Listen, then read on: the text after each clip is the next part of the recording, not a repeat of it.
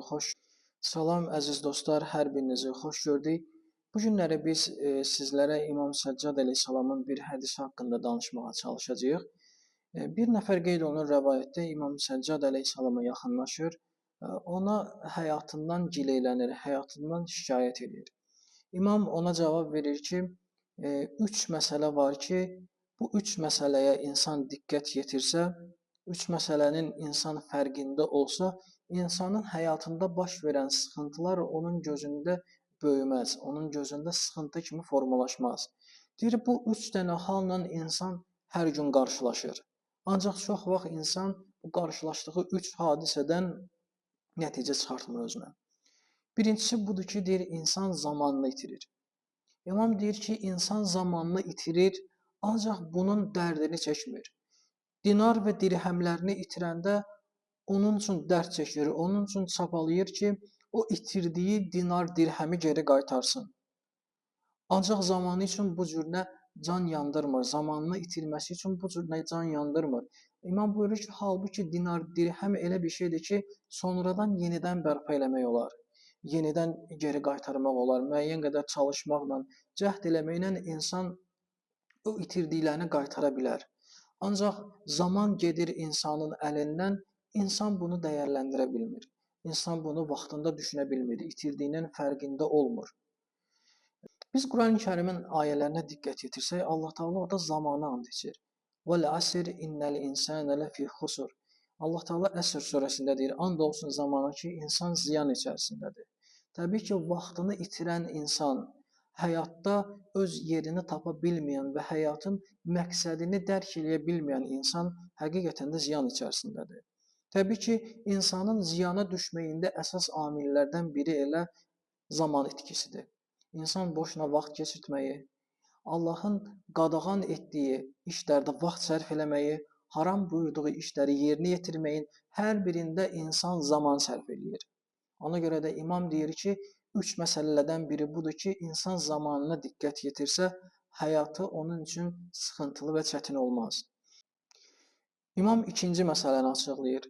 Buyurur ki, ikinci məsələ bundan ibarətdir ki, insanın qazandığı, yediyi halalında onun üçün haqq hesab verəcək, qazandığı haram üçün, yediyi haram üçünsə cəzalandırılacaqdır.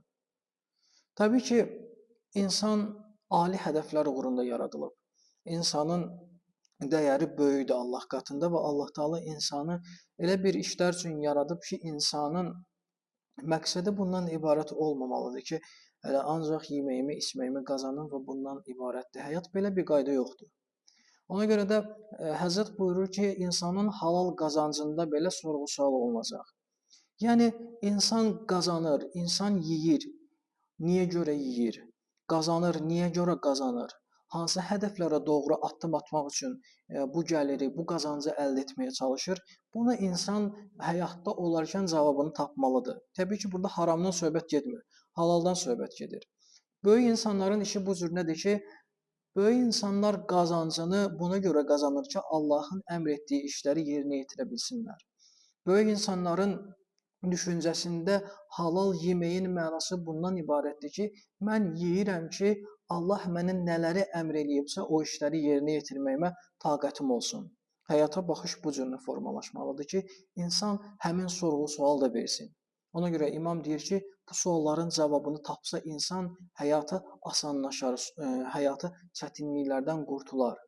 Təbii ki, burada İmam onu nəzərdə tutmur ki, insan bu cür həyata baxış verəndə, baxış pəncərəsi formalaşdıranda həyatında sıxıntılar baş verməyəcək. Burada əsas məqsəd budur ki, sıxıntılar yenə də qalacaq. Sadəcə sənin baxışın necə olacaq, sənin baxışın hansı formada olacaq, onu təyin edir bu əməllər.